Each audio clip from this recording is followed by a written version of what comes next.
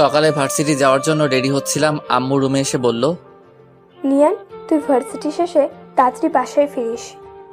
কেন আম্মু? আমরা সবাই আজ আমাদের গ্রামের বাড়ি যাচ্ছি। আমরা সবাই মানে? আমি তো যেতে পারবো না, আমার এক্সাম এখনো শেষ হয় নাই, কালকে আমার লাস্ট এক্সাম। তুই তো আমাকে বলেছিলি তোর পরীক্ষা আজকে শেষ হবে। আম্মু কিছুক্ষণ কি যেন একটা ভাবলো, তারপর বলল, আচ্ছা, তুই কালকে পরীক্ষা দিয়ে পরের দিন চলে যাস, আমরা আজকে যাচ্ছি। আচ্ছা। আমি আবার বললাম, আম্মু হঠাৎ তোমাদের গ্রামের বাড়ি যাওয়ার কথা কেন মনে হলো? আগামী শুক্রবারে দিয়ার বিয়ে। কি বলো কি আম্মু, এত পিচ্ছি একটা মাইয়ার কিভাবে বিয়ে হবে? পিচ্ছি কোথায়, দিয়া তো এবার এসএসসি পাশ করেছে। এসএসসি পাশ করেছে বলে বিয়ের বয়স হয়ে গেছে? হায়রে গ্রামের মানুষ। তোকে এসব নিয়ে ভাবতে হবে না, তুই শুধু ঠিক সময়ে পৌঁছে যাস। যা, এখন ভার্সিটি যা। এখন আমি আমার পরিচয়টা আপনাদেরকে দিয়ে দেই। আমি নিয়ান আহমেদ, অনার্স লাস্ট ইয়ারের এক্সাম দিচ্ছি। দিয়া হলো আমার চাচাতো বোন, পিচ্ছি একটা মেয়ে। জানি না চাচা কেন এত তাড়াতাড়ি মেয়েটার বিয়ে দিয়ে দিচ্ছেন। পরের দিন পরীক্ষা দিয়ে বৃহস্পতিবার, মানে দিয়ার গায়ে হলুদের দিন। আমি গ্রামের বাড়ি যাওয়ার জন্যে ট্রেনের টিকিট কাটলাম সকাল 6:30 ট্রেন। তাই আমি ভোর 5টায় ঘুম থেকে উঠে রেডি হয়ে স্টেশনে পৌঁছালাম। এতদিন পরীক্ষা দিয়ে ইট পাথরের দুনিয়া থেকে বের হয়ে গ্রামের সবুজ পরিবেশে যাচ্ছি। অনেক খুশি খুশি লাগছে। আর অনেক দিন পর গ্রামের বাড়িতে একটা বিয়ে খেতে যাচ্ছি। গ্রামের বিয়ের মজাই আলাদা, যা শহরের বিয়েতে পাওয়া যায় না। সকাল 7টা, ট্রেন চলছে তার দুরন্ত গতিতে। আমার কানের ইয়ারফোন বাজছে রোমান্টিক গান। দুপুর 12:30 এসে স্টেশনে পৌঁছালাম। যেহেতু চাচাদের বাসা স্টেশন থেকে বেশি দূরে না, তাই ভাবলাম রিক্সা দিয়ে যাই। রিক্সা দিয়ে গেলে গ্রামের সবুজ পরিবেশটা ভালো করে দেখতে পারবো। রিক্সা চলছে আপন গতিতে। চারিদিকে শুনশান বাতাস, পাখির কিচিরমিচির সবুজে ঘেরা মাঠ। অনেক ভালো লাগছে।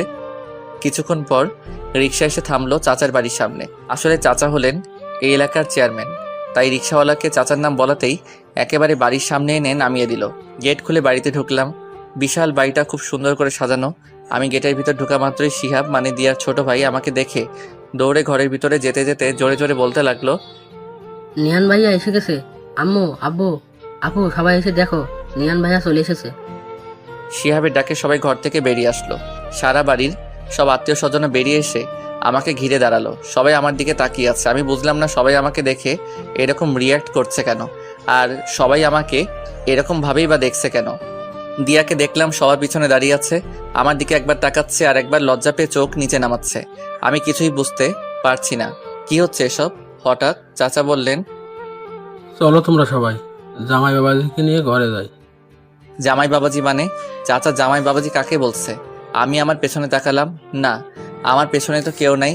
তাহলে চাচা কাকে জামাই বাবাজি বলল? আমি চিন্তায় পড়ে গেলাম।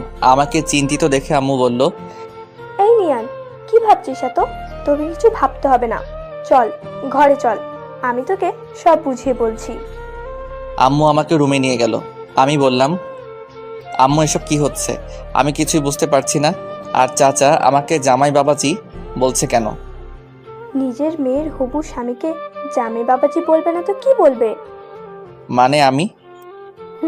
তুই দিয়ার হবু বর, আগামীকাল তোদের বিয়ে। আম্মু, কি? আমার পক্ষে এই পিচ্চিটাকে বিয়ে করা সম্ভব না। হঠাৎ আব্বু রুমে ঢুকে বলল, কি বললি তুই? হ্যাঁ আব্বু, আমি এই বিয়েটা করতে পারবো না। আর তাছাড়া আমার কি বিয়ের বয়স হয়েছে? আমার তো অনার্সই শেষ হয় নাই। শেষ হয় নাই তো কি হয়েছে? বিয়ের পর অনার্স মাস্টার সবই করবি। আব্বু, আমি আর কোনো কথা শুনতে চাই না। এই বলে আব্বু আম্মু দুজনেই রুম থেকে বেরিয়ে গেলেন। পরের দিন একরকম জোর করে আমার বিয়েটা হয়ে গেল। রাতে আমি চাচাদের ছাদে এক কোণে দাঁড়িয়ে রইলাম আর মনে মনে ভাবতে লাগলাম, সত্যি কি আমার বিয়ে হয়ে গেল? তাও কিনা একটা পিচ্চি মাইয়ার সাথে। আমি কি পিচ্চিটাকে বউ হিসেবে মেনে নিতে পারবো? না, কোনোদিনও আমি ওই পিচ্চিটাকে বউ হিসেবে মানতে পারবো না। আমি অনেকক্ষণ হলো ছাদে দাঁড়িয়ে আছি। ঘড়িতে দেখলাম রাত 12:35 বেজে গেছে। পেছন থেকে হঠাৎ আদিবা, আমার ছোট বোন, ডাক দিল, ভাইয়া, তুমি এখানে? আর সবাই তোমাকে সারা বাড়ি খুঁজছে।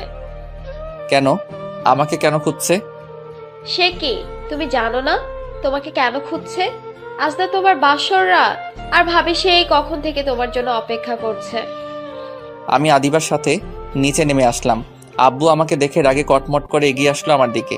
এসে আমার গালে ঠাস করে একটা চড় বসিয়ে দিলেন, তারপর বললেন, মেয়েটা তোর জন্য সেই কখন থেকে অপেক্ষা করে বসে আছে, আর তুই কি না? যা তাড়াতাড়ি ঘরে যা বলছি। আমার মাথায় অনেক রাগ উঠে গেল, তবে আব্বুর উপর না, ওই পিচ্চিটার উপর। ওই পিচ্চিটার কারণেই আব্বু আজ আমাকে মারলো। আমি রাগে ফুঁসতে ফুঁসতেই রুমে ঢুকলাম। দরজা খোলার আওয়াজ পেয়ে মেয়েটা দৌড়ে বেলকনি থেকে বেরিয়ে আসলো।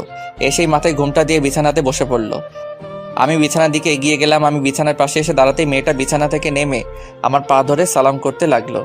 পিচ্চিটা আমার পা ধরে সালাম করেই যাচ্ছে, ওঠার কোনো নামগন্ধ নাই। আমি ধমক দিয়ে বললাম,